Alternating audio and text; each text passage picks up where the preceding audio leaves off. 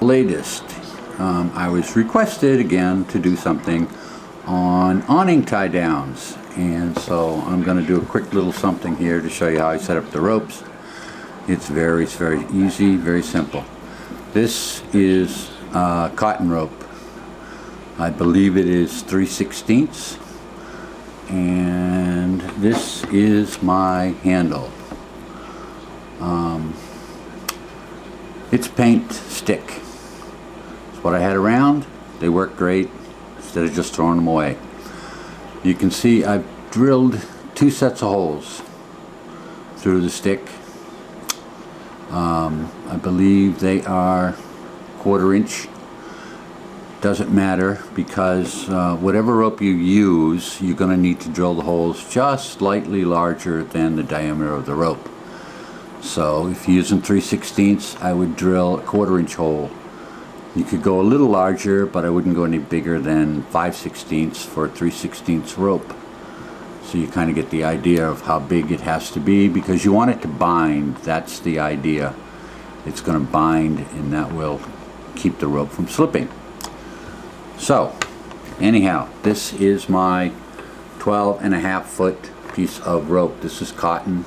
Just happens to be it's 12.5 feet because the rope came in, I believe it was 50-foot lengths. So the math is easy. You fold it in half and then in half, and you got 4 pieces of 12.5 foot, and it just works out great. It gives you a long reach. Depending on your campsite, you can pretty much put your stakes anywhere you want and use the rope for the awning. First step, take one end, and you're basically just going to tie a loop in the end of it. Around it goes. You need a loop big enough to go over the top of your awning pole. That is plenty big for mine. It's about 3/4 of an inch in diameter, maybe an inch. That's it. That's not coming apart. The other end, 12.5 feet away, is the part that you're going to use with your piece of wood or whatever. These are paint sticks. You could use whatever. Old dowel that you have around, broomstick. Just cut them to whatever length. These happen to be about 3 inches. I just made some newer ones that are almost 4. It's a little easier. I have bigger hands. But that's it. That's all there is to it, those 2 holes. You take and you thread one end. This tape just to keep it from fraying. It's cotton, so I can't melt it. Oh wait, maybe it isn't. No, it's partly nylon. I melted this end. I don't know if you can see that. That was melted. This is probably got some nylon in it then. Anyhow, you take and you feed the rope through there. Comes around. Take it, feed it back through this end. So now you've made a loop. Pull it through, pull it around. Now on this, all you have to do is tie a knot. Very simple. Done. If your hole's small enough, if you didn't make it too big, that knot is not coming through. That's it. That's the awning rope itself. And you can use whatever you want for the cinching handle part. Like I said, broomstick, dowel. Guys, be careful if you go after the broomstick. You know what your wife will do with it. They ride them around, so be careful. You can also go out and get some branches from some trees. Make some rustic ones. Dead wood works pretty good. Just make sure that it's not all split on the ends. And that's it. That's all there is to the awning rope. This end goes around the stake that you put in the ground. This end goes around the top of the awning pole. Next little segment, I will show you how that all works. Okay, since this is being done inside because it's too wet and muddy outside, I'm going to have to kind of do it in 2 steps. The loop part that we just tied a knot, made a loop on the awning rope. That, if you can imagine, this is your awning pole. This, no advertising, is your awning. You put your awning over the pole, or the awning up through the pole. Not a very good awning, but anyhow, you get the idea.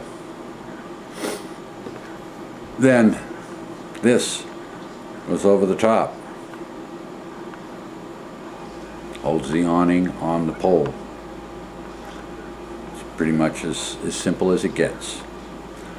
Some people, like myself, if this were the corner of the awning, I like to run an awning in 2 directions.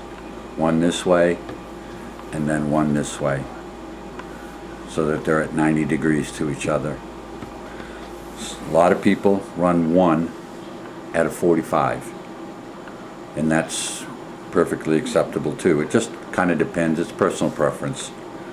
So whichever works best for you, that's what you would do. Does mean you need more awning ropes and more stakes, but whatever. So we're going to just do this one at a 45. So you would just bring it out at a 45-degree angle from the corner of your awning. The other end, we have to do away with this prop for a moment. The other end connects to a stake, and I like these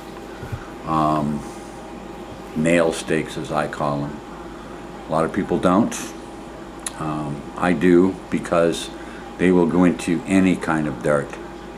They hold well in sand too, but with the points and the construction, if you hit rocks in the ground and stuff, this thing just sort of goes around them or whatever, and you can put them in some pretty hard ground.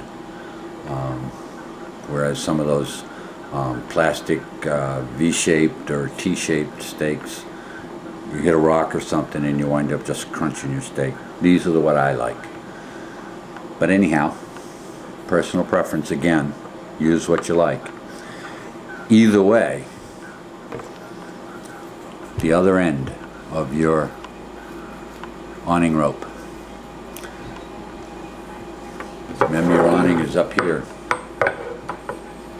with your rope coming off. These go in, any stake goes in at about a 45-degree angle to your awning pole. So if you're coming out this way, your awning pole, your stake will go this way. Not very good. So, awning stake in at about a 45-degree angle. It's not crucial, but that's about how it goes. And then this end basically just goes over the top, like such. And then by tipping it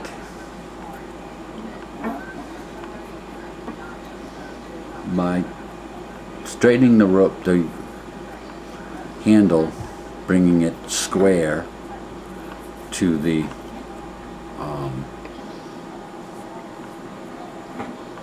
how do I say it?